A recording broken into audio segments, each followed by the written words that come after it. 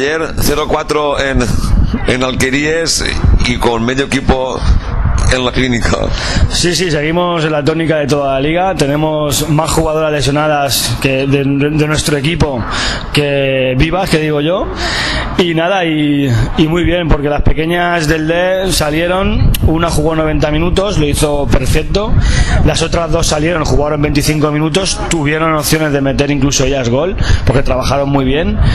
Y nada, muy contento, porque nuestro equipo estábamos en una situación muy complicada por el tema de las lesiones, porque tenemos, creo que son 11 jugadoras de nuestro equipo tocadas, y estamos tirando de la cantera y nos están respondiendo.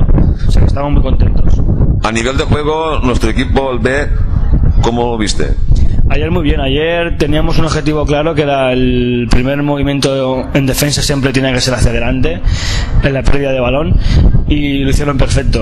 Ahogaron al otro equipo. El otro equipo no era malo, era un equipo que tácticamente estaba muy bien trabajado, pero ayer nosotros tuvimos muchísimas ideas, muchísima movilidad, muchísima presión, y no las dejamos jugar.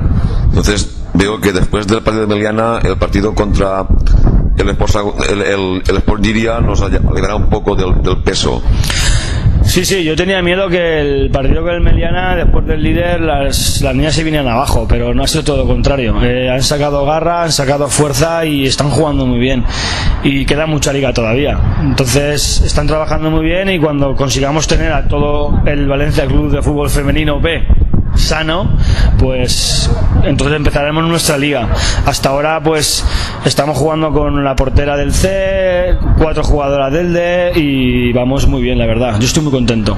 Bien, pues ahora tenemos la próxima semana al Chiva, que con todo el respeto del mundo habrá que jugarle como si fuera el líder. Sí, nosotros jugamos, para nosotros lo dijimos desde un principio, por las características que tiene nuestro equipo, todos los partidos son finales.